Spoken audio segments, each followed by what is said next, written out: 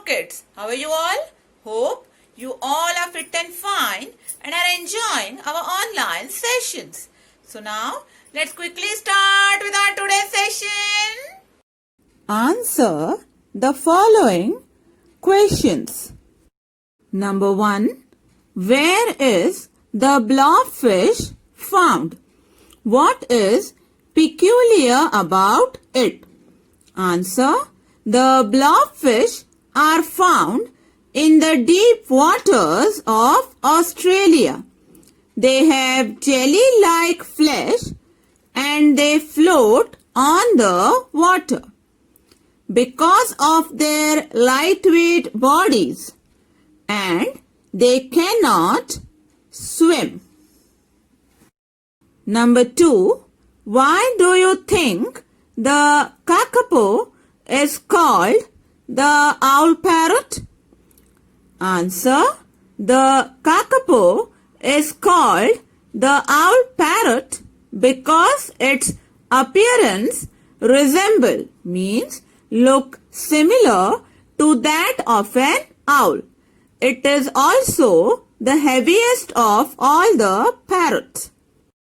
Number 3. What makes the pitcher plant a carnivorous plant? Answer.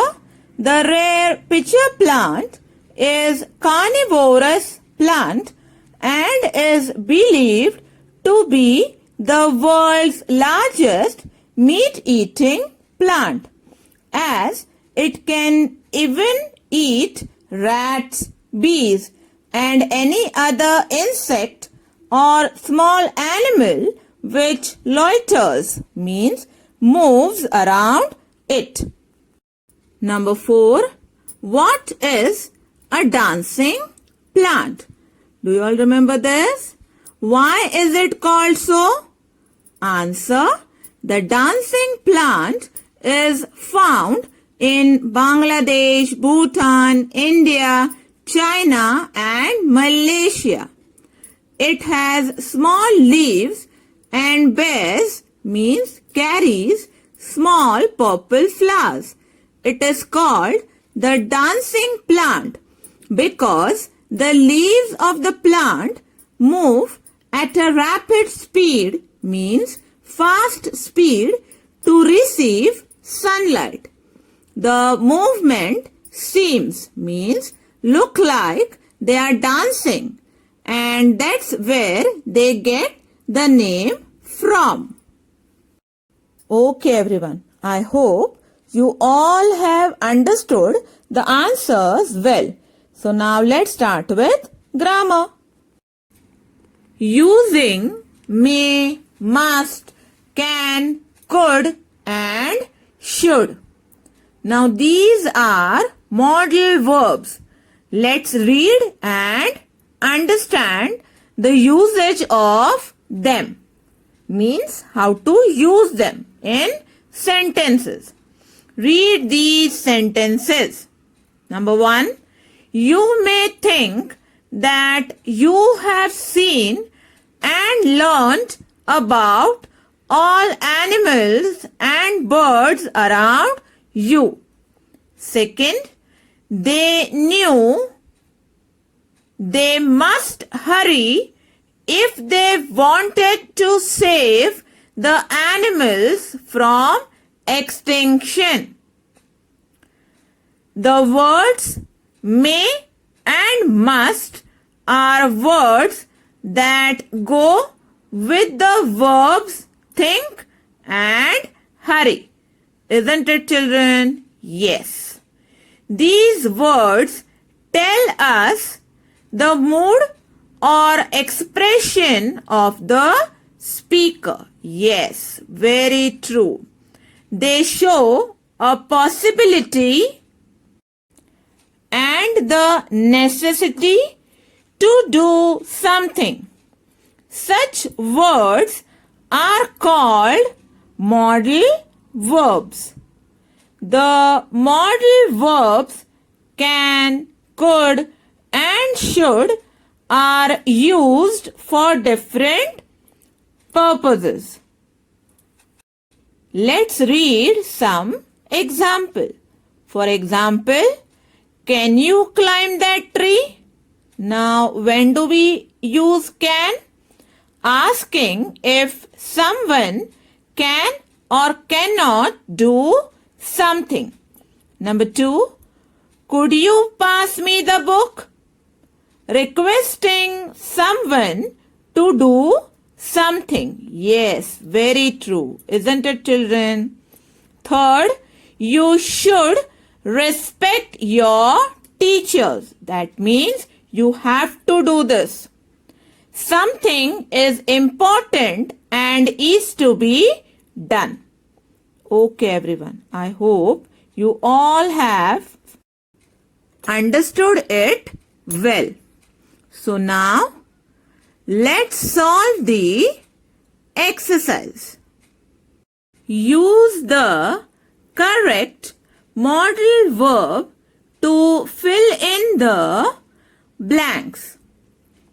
Number 1. How high can or may you jump? Asked the teacher. Now, what will be the answer? Can you jump? Isn't it, children? Yes. So, answer will be how high can you jump? Asked the teacher. Okay, everyone. I hope you all have understood it well. Number 2. We should or may be kind to animals. Now, what will be the answer? Isn't it important to be kind to animals? Yes. Isn't it, children? So, answer will be should. We should be kind to animals. Number 3. All rules must or could be followed. Now, isn't it necessary to follow the rules? Yes. Isn't it, children? So, the answer will be must. The word must show the necessity to do something. So, answer will be all rules must be followed. Number 4. Please, sir, could or must I have some more soup? Asked Oliver. Now, you use could when you are requesting someone to do something and must when it is important. So, answer over here will be could. Isn't it, children? Please, sir, could I have some more soup? Asked Oliver. Number 5. The children knew they can or must take care of the tree. Now, isn't it important to take care of the tree? Yes. So, answer will be must. Yes, very good. The children knew they must take care of the tree. Okay, everyone. I hope you all have understood modal verbs and this exercise well. So now, let's read ahead. Spellings. Plural form of words ending with F, V and Y. When making plurals of nouns that end with F, the F is replaced with V and ES is added. That means the words ending with F, when we make plural forms, instead of F, we write V, E and S. For example, SCARF, scarf. When we make the plural form, the spelling changes into SCARVES. Now let's read ahead. For words ending in any consonant followed by Y, the plural is made by replacing Y with I and adding ES. So Y will be replaced with 3 alphabets IES. Let's check. CHERRY cherry, the plural form will be CHERRIES.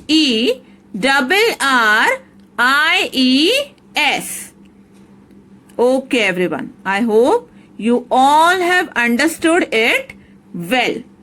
So we end our today's session over here. But before we end, I have a task for you all. Your task is write down the plural forms of these words. I hope you all will enjoy doing this. Okay everyone? Meet you all in the next session. Till then, bye everyone.